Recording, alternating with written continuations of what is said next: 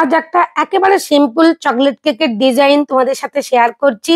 Customer আমাকে কেবলমাত্র chocolate ganache দিয়েই কেকটা বানিয়ে দিতে বলেছিলেন। আমি তার সাথে একটু স্প্রিঙ্কেল আর কয়েকটা ফন্ডেন্ট ডেকোরেশনও করে দিয়েছি।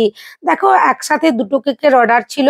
আমি এখানে যে 6 ইঞ্চির মোল্ডে 1 পাউন্ডের কেকটা বানিয়েছিলাম সেটাই তোমাদের সাথে আজ ডেকোরেশন শেয়ার করে নিচ্ছি। খুব ভালো করে দেখো, এখানে আমি লেয়ার কাটটা করে নিচ্ছি। আর অবশ্যই কিন্তু ভালো করে ৩টে সমানভাবে লেয়ার কাট করতে হবে। এরপর বোর্ডের মধ্যে আমি পরিমাণ মতন ক্রিম দিয়ে দিয়েছি, যাতে কেকটা ডেলিভারি করবার সময় কোনো রকমের অসুবিধে না হয়। এরপর আমি দেখো এখানে সুগার সিরাপ দিয়ে দিয়েছি।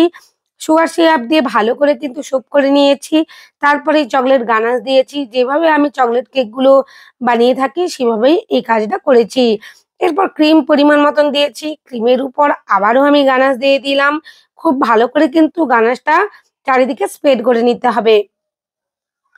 এইভাবে প্রত্যেকটা লেয়ার আমি বানিয়েছি। আর তোমরা অবশ্যই এই চকলেট কেকগুলো বাড়িতে বানাতে পারো কিংবা ডেলিভারির জন্য অর্ডারে নিতে পারো। অসাধারণ টেস্ট হয়। যেভাবে আমি স্পঞ্জের মধ্যে গানাশ দিয়ে, ক্রিমের মধ্যে গানাশ দিয়ে বানাচ্ছি, তোমরা অবশ্যই কিন্তু এভাবে কোয়ালিটি মেইনটেইন করে করো। তাহলে কিন্তু পারফেক্ট ভাবে একটা কেক তোমরা বানাতে পারবে। এরপর দেখো একই রকমভাবে আমি দ্বিতীয় লেয়ারও বসিয়ে দিয়েছি। যেভাবে আমি স্পঞ্জের মধ্যে সোপ করে নিলাম সুগার সিরাপ দিয়ে, গানাশ দিলাম, ক্রিম দিলাম। এরপর আবারও ক্রিমের মধ্যে আমি গানাশ দিয়ে দিয়েছি।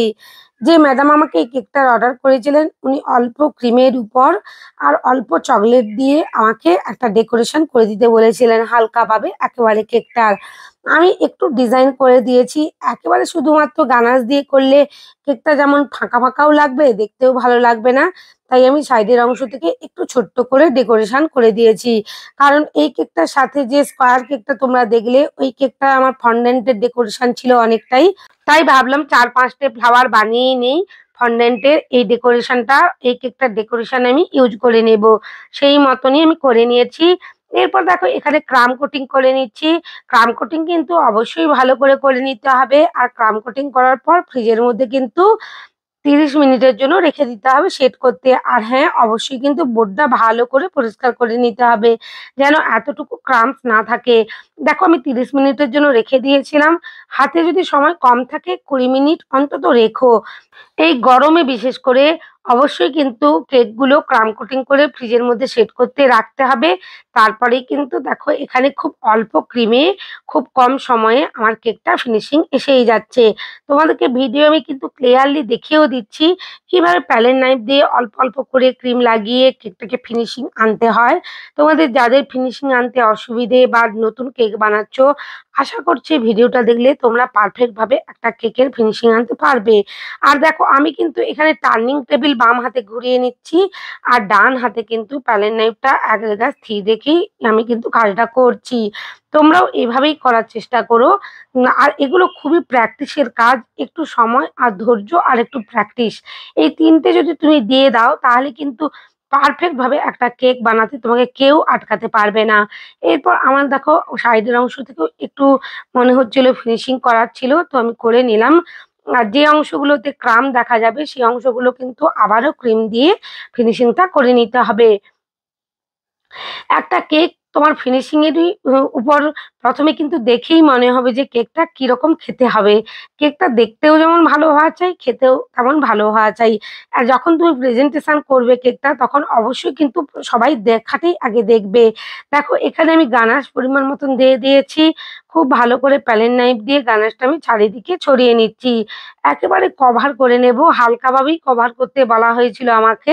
তো সেই অনুযায়ী দেখো এখানে আমি হালকাভাবেই কভারটা করে নিচ্ছি। আর প্যালেট নাইফ দিয়ে অল্প অল্প করে এখানে আমি গানাশটা নিচ্ছি আর কেকের মধ্যে লাগিয়ে নিচ্ছি।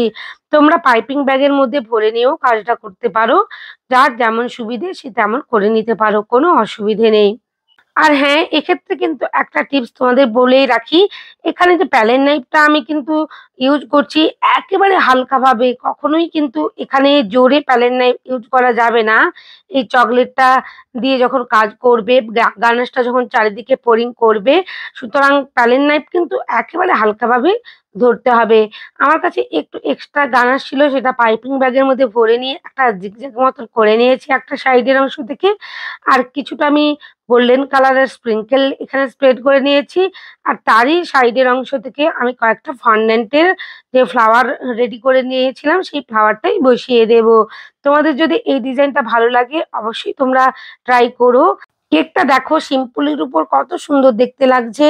চ্যানেলে নতুন বন্ধু হয়ে থাকলে প্লিজ চ্যানেলটা সাবস্ক্রাইব করে দিও এরকম নতুন নতুন ভিডিওর জন্য। সবাই খুব ভালো থেকো। অনেক ধন্যবাদ তোমাদের আমার ভিডিও দেখার জন্য।